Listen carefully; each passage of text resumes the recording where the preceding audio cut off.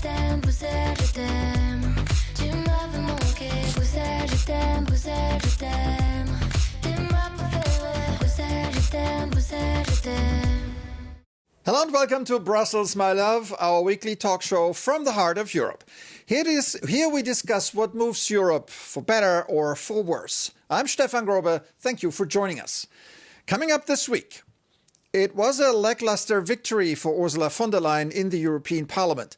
Many of those who supported her in the no-confidence vote did so without enthusiasm and to avoid a crisis. The Commission President's challenge now is to advance her agenda with a fragile majority and against an energized opposition. And with bruising battles ahead over the next long-term budget and a looming trade war with the US, the pressure is only mounting. Can von der Leyen deliver? And the surge in migration flows from Libya that Greece is currently experiencing could easily evolve into the EU's crisis of the summer. Last week, on the island of Crete alone, almost 500 migrants arrived per day. Athens announced stricter measures, suspending asylum requests for 3 months. This followed a diplomatic incident in Benghazi when an EU delegation was kicked out of Libya by a local warlord. Brussels wants Libya to cooperate, but how to deal with a failed state? Serious questions for our guests this week, and here they are. Klaus Welle, chairman of the Academic Council at the Wilfried Martens Centre, Cynthia Nwoku, Irish member of the European Parliament for the Renew Europe group, and Philip Lausberg, senior analyst at the European Policy Centre. Thanks again for joining us. But before we get the conversation going, let's take a look at the new political reality in Brussels.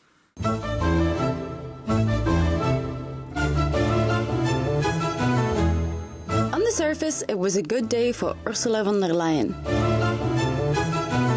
A solid majority of members of the European Parliament expressed their trust in her.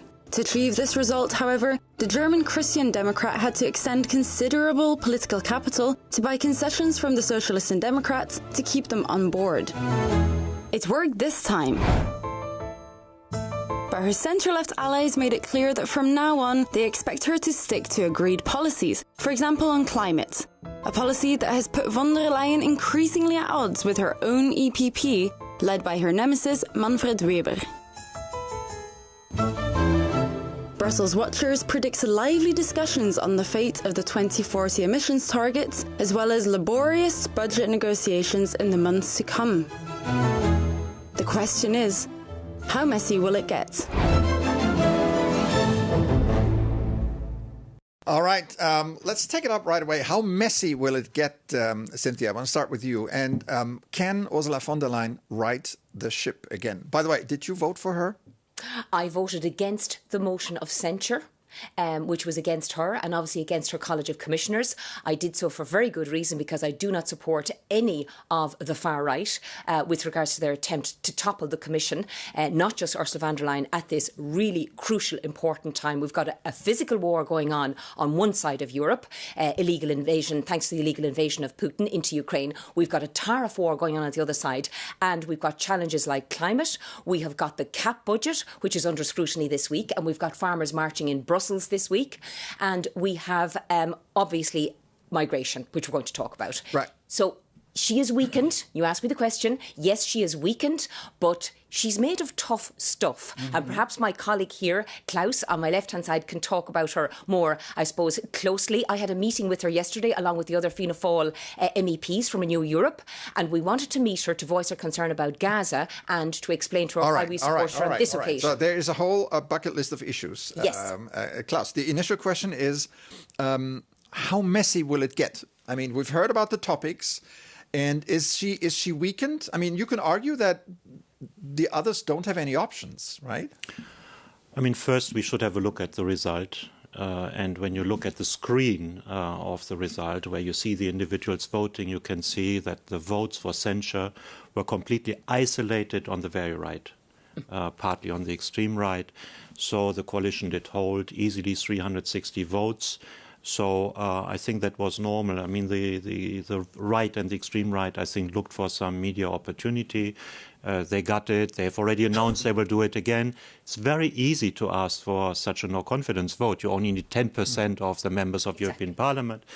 Probably it's a little bit too easy, but the coalition did hold, and that the socialists did try to have some political advantage out of this in negotiation. I think that's good politics. All right, Philip, if you were one of Ursula von der Leyen's advisors, what would you tell her now going forward? Well, I would tell her that it's going to be harder in the future. I mean, this vote really exposed the fragility of her centrist coalition, because Klaus, as you said, there were 360 against, but there were also 18 abstentions, for example. Exactly. And that were people who were actually in their coalition, especially in the SND, but also in the Green Party and so on. And I think there is really the danger now that her mandate is getting watered down. So she will have to really explain even better and fight more to get those on board that are doubting what she's doing. And that is not going to be easy because, of course, you have the Greens. They don't like her abandoning some of the Green Deal things. Then you have the Socialists. They fought for getting enough social payment into the MFF, which before she didn't want to. This is really the danger, I think, that, you for example, now with the budget, and the budget is going to determine our policy for the next 7 years, is going to be diluted, and it's not going to be have the directionality necessary to make a difference. Yeah, I think her card is marked. Her card is marked, and it's marked very significantly. And I think that's, I suppose, what we conveyed to her yesterday as a delegation in meeting her, to say we want to support, we believe in Europe, as we do as Irish MEPs. We really believe in the European project. We know the crises, many that are facing us, but you've got to listen a little bit more, dear President, and you've got to get your commissioners to listen a little bit more, because they feel that they're not being listened to. And I don't just mean on Gaza, but obviously that budget... Well, let me ask you this, Cynthia. Where are her best friends now in the Parliament? Her best friends in the Parliament are unfortunately not solely to be found in her own home party, her own natural party, which is the EPP. And unfortunately, she finds herself having to do deals and make friends with others who are undesirable. And I'm talking about that bloc of 1/3 in the Parliament, which are right-wing elected politicians. And unfortunately, it's a whole new world. My friend over here, who's been in the Parliament for many terms and mandates, understands it better. But from what I see, there is huge intimidation now going on to Ursula von der Leyen, to her College of Commissioners, from that big bloc of 1/3 far-right MEPs. Klaus, do you agree that Ursula von der Leyen's biggest, I want to say enemies, but opponents are within the Christian Democratic family? No, I don't see that. I mean, it's clear that she's aggressed from the extreme right. They've announced already the next motion of censure for next time, which will also fail. But it's clear that I think what is going on is we have a different majority this time. The Greens and the Liberals together have lost 50 seats. So they can't expect that exactly the same policy as last time is being conducted, because that's what elections are there for. The Greens and the Liberals have been weakened, they have less seats, so there's a policy shift, not to the extreme right, but the EPP is relatively stronger. The problem we are having now is that most of the proposals on the table are still from the old Commission, for the old Parliament and the old majority. After a year or so, there will be new proposals from the new Commission, for the new Parliament and for those majorities. And I think that's why... let's say we have for a moment an interim issue, but she has to keep that coalition together with the Liberals and Socialists. That the Greens have not been voting is not a surprise. They didn't vote her in person in the first place. Only half of the Greens supported her then when it came to the final vote. And some Social Democrats, especially the Germans, didn't vote her either. So that's not a real loss. Yeah, Klaus is right. She'll have an interregnum period now of reasonable stand-back stability, but she's really got to make use of this now. And she's got to reassure the people that voted against this motion of censure, like ourselves, in Fianna Fáil and in Renew, lots of Renew, voting against the censure. She's got to make sure that she's listening to our politics as well. Yeah. Well, the vote was obviously about politics, but it also was about policies, Philip. And interesting, of all the topics you mentioned, Cynthia, one was missing, and that was tariffs. So this is the most obvious, the most urgent problem, obviously, this looming trade war with the United States. So there are basically two thought groups. One says we need to hit back hard, and the other said no, rather, we need to be more restrained, etc. What should von der Leyen do now? I think she should hit back much harder than currently is on the agenda, because you only will be able to, make deals with Trump that are in your favor if you actually have a strong hand. And the EU needs to be able to use also the instruments that it has developed to defend against trade wars, and I think that needs to be proven now. Otherwise, you will not be taken seriously by the big powers in the world, by the US and by China. Yeah, I actually disagree. I think what Trump would love is for Ursula von der Leyen to emote, to react, to play into his playbook. And I think Ursula von der Leyen and indeed Commissioner Šefčovič to date and his team, they have negotiated extremely professionally and cleverly, I believe. And what we're hearing a lot of noise about Trump. Oh, he sent a letter. There's a bombshell gone in. It's jumped from 10% now to 30%. He wants to land on 20%, somewhere in the middle, which obviously we couldn't countenance.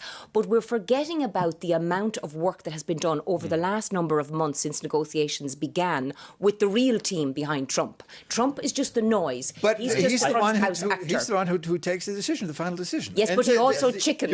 He also changes his mind like the weather, and he but chickens why does out. he chicken out? Because he only chickens out if he fears losing. Yeah. And if you just hand him a victory, a 30% or 20% tariff that's not reciprocated, I don't think.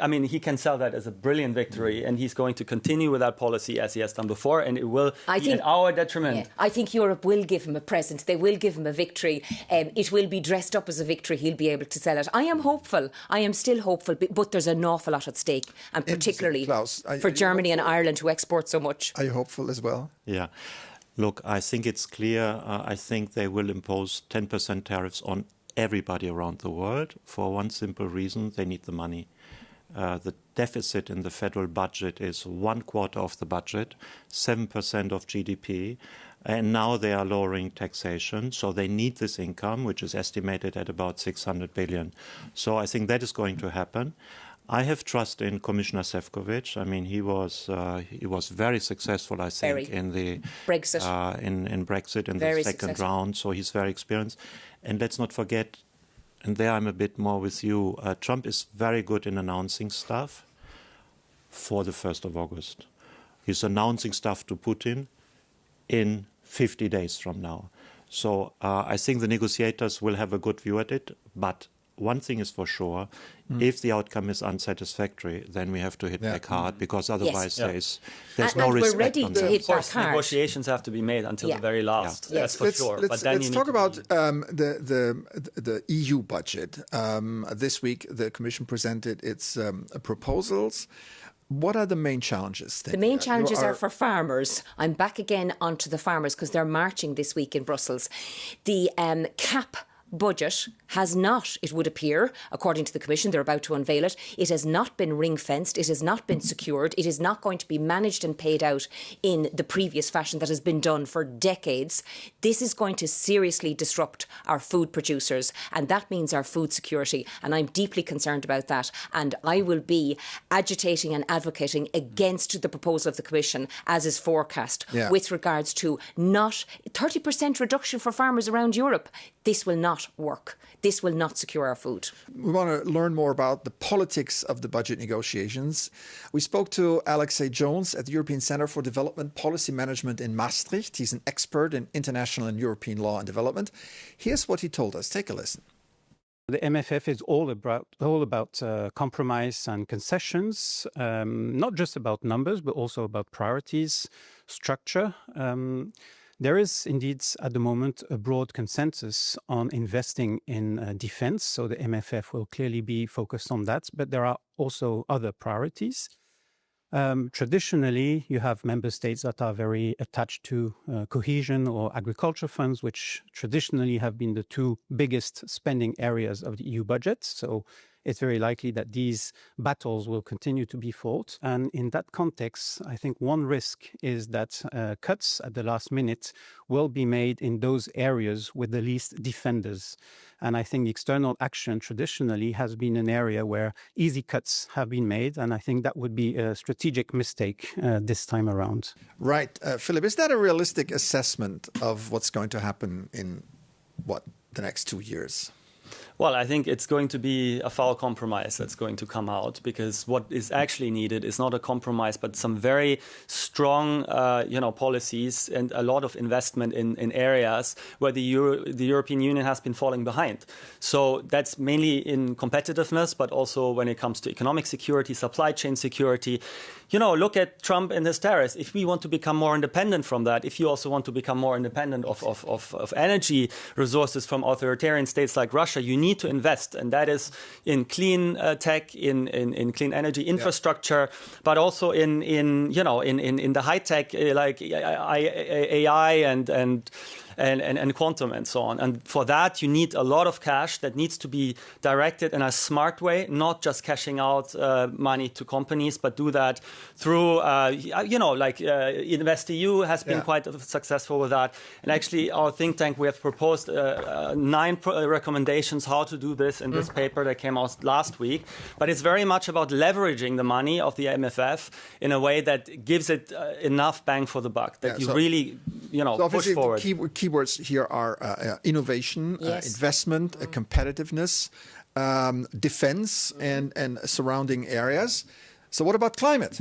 Yes, climate can't fall behind, because climate is ongoing and costing us so much. We're going to move on to migration later on in the programme, but that's as a direct result of climate change, or one of the reasons for climate change. So Ursula von der Leyen... But is there still the same amount of appetite to fund the Green Deal? There has to be, in my estimation, because we are not going to escape all the weather events that we've seen that are not only costing lives of people around Europe, but they're costing billions of euros worth of money of Europe. So we need to look at that in the budget also. It's a delicate balance. There's lots of competing interests, but we have got to get our top 5. Some of them have been mentioned, but climate has to be included in that. Klaus, do you agree? Yes, absolutely.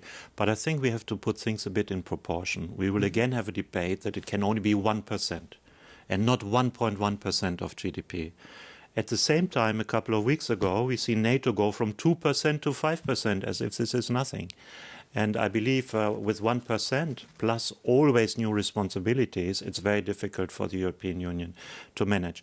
So it's clear the Commission has agreed new priorities with the European Parliament. First priority is competitiveness. Second priority is security. Defence. Security. So we have to spend more on defence. And this has to be across the board of different policy lines. Research, for example.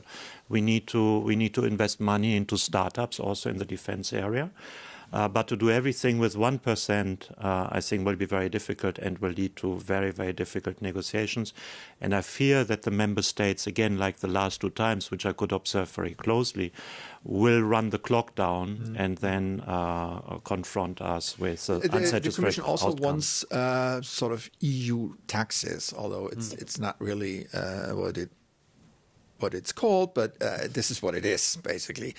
How is this going to play out, Philip? That's right. So you have the so-called own resources, which is income for the European Union that's not just provided by member states. Germany, for example, has shown openness to discuss that, which usually Germany is quite critical of increasing funding. But there are a few, possible taxes that have been discussed. One of them has been a digital tax, which would mainly tax, of course, American digital platforms. That has been kind of taken off the table now because of the difficult trade discussions, which I think is not actually a good thing, because, I mean, that would be an easy way to get money. But there's also other options of getting, the carbon tax, getting more money through the carbon tax, but also, the CBAM, the carbon border adjustment mechanism, a plastic tax. There's discussions about VAT and so on, which has the advantage that member states don't have to contribute, but sometimes that can hit directly consumers. And then then they will blame the EU for a particular tax, which can also be a negative point. But generally, I think there needs to be movement on that. There hasn't been movement over the past 4 years, even though when taking on the recovery fund, it was agreed that taking on this debt that has to be repaid, we need to have more own resources to be able to repay it and not decrease the budget afterwards. We do, but politically, that's very difficult, as we politicians know, because there's a cost of living crisis, not just in Ireland, around Europe, and there's a housing crisis. So again, politically, a very difficult balance to meet all the needs. But do you agree that there need to be cuts? Yes. I mean, the budget will be considerably higher than the last time. I don't believe there should be cuts in agriculture, in CAP, because I believe as important as security is and defence and obviously competitiveness, those two key things that we're constantly hearing about, we need our food security because they are our soldiers on the land to provide the food. And we saw what happened with the supply of food when we had the illegal invasion of Ukraine, and we saw what happened with the energy supply chain as well, and the cost that inflicted upon Europe. But why does that have to be funded on the European level? Why can it not be covered by member states? Because there's a case to be made, for example, for cross-border infrastructure or breakthrough innovation that is really about network effects to be made on the European level. But I don't really see that so much when it comes to agricultural funding. So, yeah. What do you make of this plan to lump agriculture funding and cohesion funding into sort of one program and let the national governments decide who gets what? I know that the Parliament is very concerned about this because the regions are playing a very important role. And the problem with Next Generation EU was that finally there was very little responsibility taken for the funding. And we don't want to replicate this now in, let's say, in the official EU budget. So I think I would be critical about this. But still, I would insist we need more flexibility in the budget. Parliament has been asking for this for a very long time in the past.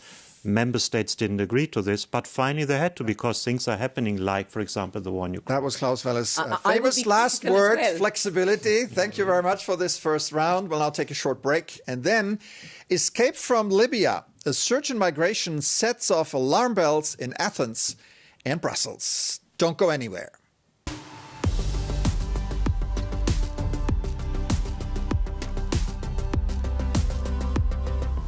Welcome back to Brussels, my love. Our guests are still Klaus Welle, Cynthia Nworku, and Philip Lausberg. The Greek government is dealing with a surge of migration flows from Libya, overwhelming local authorities and prompting Athens to suspend asylum requests and put migrants in administrative detention. The government's goal is to discourage people in Libya from beginning the dangerous journey across the sea. But for that, you need the cooperation of the Libyans. That's what an EU delegation was trying to accomplish when they were kicked out of the country by a local warlord over protocol issues. That begs the question, how serious a partner is Libya for Europe and how to deal with a failed state, Philip? Well, I think this crisis really highlights the limits of the EU's approach of outsourcing, managing, migration flows to third states. And a lot of these states, like Libya, don't have the strongest rule of law. Some of them are failed states, and in the case of Libya, they're a hotspot of geopolitical competition. So you have Russia meddling in there, supporting General Haftar. And that particular case, when the EU commissioner was kicked out, it was by the Russian-backed side, and it shows that the EU doesn't really have much influence on that side, and that Russia might actually use this faction to weaponize migration against the European Union, like they've done in Belarus in 2021. Being the warlord that was responsible for this. So isn't that? I mean, people said it was a farce. No, far from a farce. It's very serious. I'm deeply concerned about this. The one thing that I suppose, take succour from is the fact that we have the Migration Pact that was brought in the last mandate. So there's a structure there. Now, whether the structure is fit for purpose in what's commonly occurring now is another question. But this is where Europe really needs to unite. And this is where we need all of Europe coming together, because the flow of migration is literally, it's going to flow very fast past. It's Italy today, it's Greece, but it's going to flow beyond, and again linked to climate change. So I am deeply concerned as well with the Russian influence. We've got Russia now not only influencing and attacking Ukraine, but we've got the influence with Trump, and now we've got it at another point in Europe. So deeply concerning. Tunisia worked out well for Europe. They were able to set up a reasonable agreement in relation to detaining migrants there in a reasonable way before they travelled. But none of that is going to work in Libya, especially with the Russian influence. Right. Klaus, is there a real threat to European security brewing in Libya right now? I think first we have to put events a bit into perspective. The figures for the first half year are that asylum applications all over Europe are down 23%. Asylum applications in Germany are down 43%. So that shows that overall the policy and the agreements with the southern Mediterranean are working. But I think the hint at Russia is exactly right. I mean, Russia bombarded Aleppo and caused millions of people to come to Europe, more than a million to Germany. Russia bombarded Ukraine, and millions were coming to Europe. And the parties sometimes close to Russia have been profiting from this. And now we see beyond Libya, where you also mentioned correctly the Russian influence, that the French have been driven out of the Sahel zone, and those countries and those military regimes in the Sahel are now controlled by Russian troops, Wagner troops, so they can destabilize from their southern Europe very easily. So, as I said, the Greek government has sounded the alarm bell. Not buying that argument are human rights organizations like Amnesty International. We spoke to Olivia Sundberg Diaz, who is Amnesty's EU advocate on migration and asylum here in Brussels, to hear her side of the story. And here's what she said. Take a listen. The first thing to note is that arrivals into the EU in general have actually fallen substantially and continue to fall.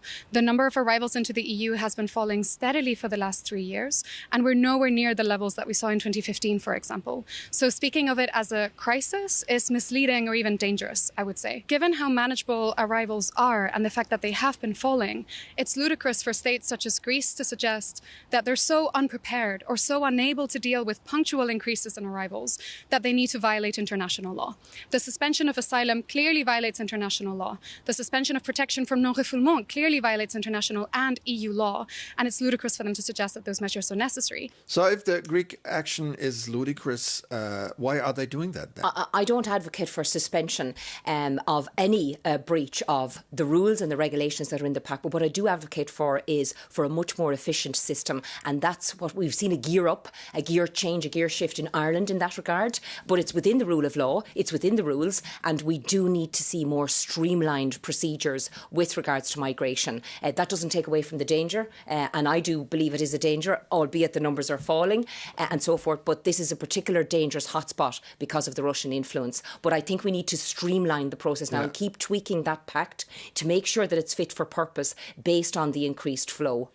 If I paraphrase her correctly, there is no crisis, number one, and number two, the Greek government is sort of using this argument as a pretext to get the other European partners to harden the immigration policy. Is that something you see as well? I don't think so. I think Greece has been massively affected over many years now, and there has been a lack of solidarity of other countries in the European Union to share.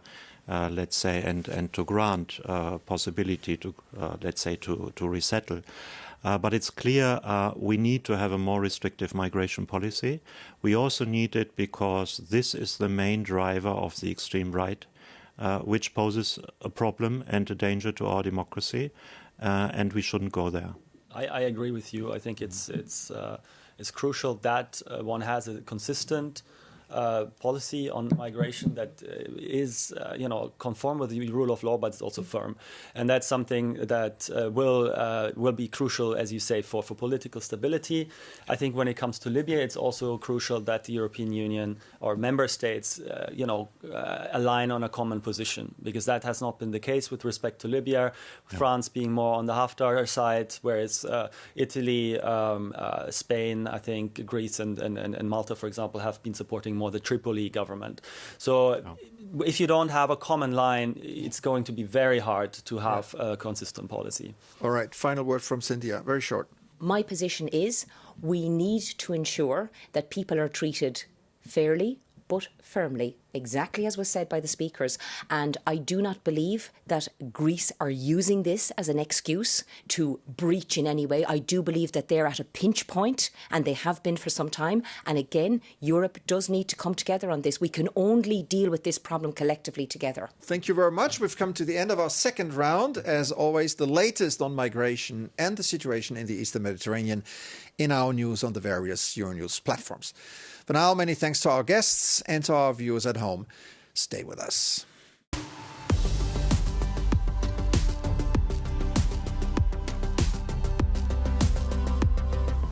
Welcome to Brussels, my love. I'm Stefan Grobe. My guests are Klaus Welle from the Wilfried Martens Center, Cynthia Niwaku, member of the European Parliament from Renew, and Philip Lausberg from the European Policy Center. The relationship between the EU and China is caught in a cycle of disgruntlement, and it doesn't appear to be getting any better. Restricted market access, trade imbalances, or China's support of Russia in its war against Ukraine. Pick your favorite dispute. That's the backdrop against the upcoming EUChina summit in Beijing next week. But as Donald Trump's shadow is looming large, some suggest Brussels should work toward a reset of relations with the Chinese. Initially, the summit was planned to run for 2 days in Brussels. Now it's only 1 day in Beijing. Xi Jinping refused to come here, and he will most likely not participate in the summit. Also, no joint statement is planned. Shouldn't the Europeans stay at home rather than be part of such an embarrassing farce, Klaus? I think it's always important to talk. And it's even more important to talk when you have important divergences. And we have.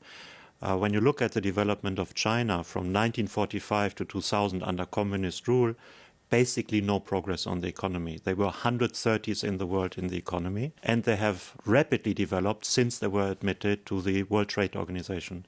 They made a number of commitments there to develop towards a market economy they never kept.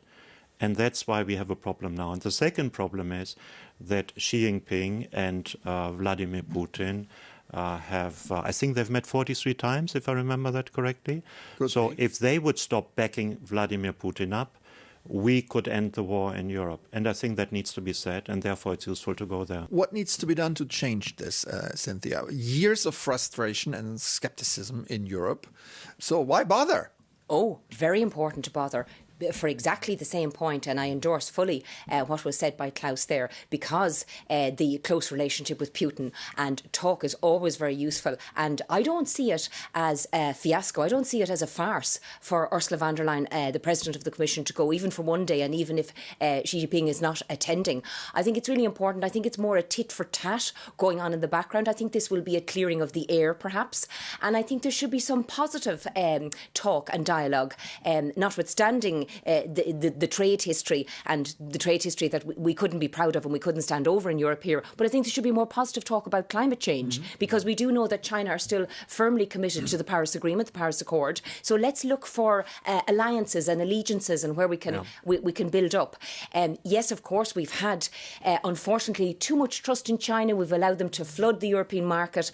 We've seen what has happened with their electric cars to the detriment of the German industry and so forth. But that doesn't mean that we have to ditch China completely. And of course, beyond China, there are other markets, and we want to make sure that those alliances are when you said maintained. Alliances and allegiances, yes, you didn't mean China. I did not. I meant in terms of trade. I meant in terms Philip, of trade. If we look at past EU-China summits, they yielded very, very little. What are your expectations this time around? Well, I'm tentatively hopeful because, I mean, you look at China's economy, it's not doing great. They have massive youth unemployment. They have a simmering real estate crisis, and they depend massively on exports. So the entire economic model depends on exporting these overcapacities of electric vehicles, of batteries, of, all sorts of machinery and things that are basically destroying our industry and here. Cheap goods of bad quality. That are subsidized way beyond what is normal, and that is a direct threat to our industry. But at the same time, the United States has, built up tariff barriers, and other countries have also reacted quite defensively. Look at Brazil, look at Turkey. They don't want to be their industries to be falling victim to these overcapacities. So the Chinese have to keep the European Union inside. They need to be able to still export there. Otherwise, they're facing a serious economic crisis. That's why the European Union has leverage, and they should use it. Yes, they should, and especially with the threat of America. I want to bring in against China. Sacha Courcial now. He's a China expert at the Delors Institute. We wanted to know from him why it is so difficult for Europe and China to come to a meaningful agreement. And here's what he said. Take a listen. The EU expects China to reduce its support for the Russian economy and for Xi Jinping to put pressure on Vladimir Putin to reach a peace agreement with Ukraine. The EU wants also China to reduce the exports of its overcapacity to Europe that are caused by the increase in US customs duties. China, on the contrary, is expecting Europe to lower its European tariff on EVs and to not condition its markets to technology transfer. China is also expecting a new agreement on investments between EU and China. So these disalignments make it difficult for the EU and China to actually reach a substantive conclusion on economic and trade. So a lot of grievances, very little optimism. Is this now becoming structural, or is this temporary? Or why talk to the Chinese if nothing ever changes? I think there is some change. The so-called Chinese sanctions against members of the European Parliament have been lifted.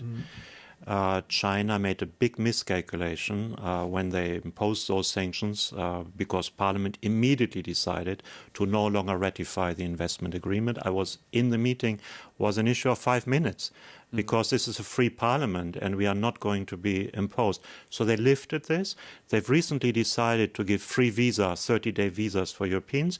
So exactly for the reasons that Philip has mentioned, they are dependent on good cooperation with us on the economy. But we also have to tell them that this isn't coming for free. We have a look whether they are using Europe as a dumping ground for surplus capacity.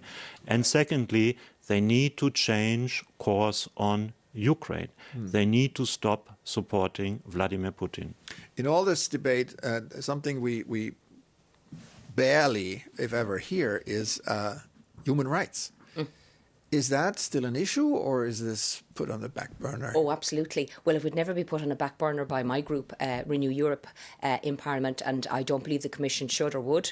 It's really important because we know that China hasn't scored highly at all in relation to human rights. I'm not convinced that much has improved, if at all, and they do have the emperor's clothes of seeming to be supporting human rights, but I think the proof of the pudding is in the eating, and I don't think they've quite reached the mark. So yes, that is always very important.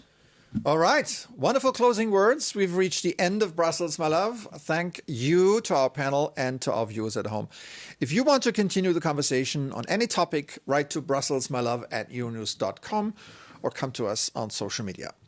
That's it for today. I'm Stefan Grobe. Have an excellent week. See you soon.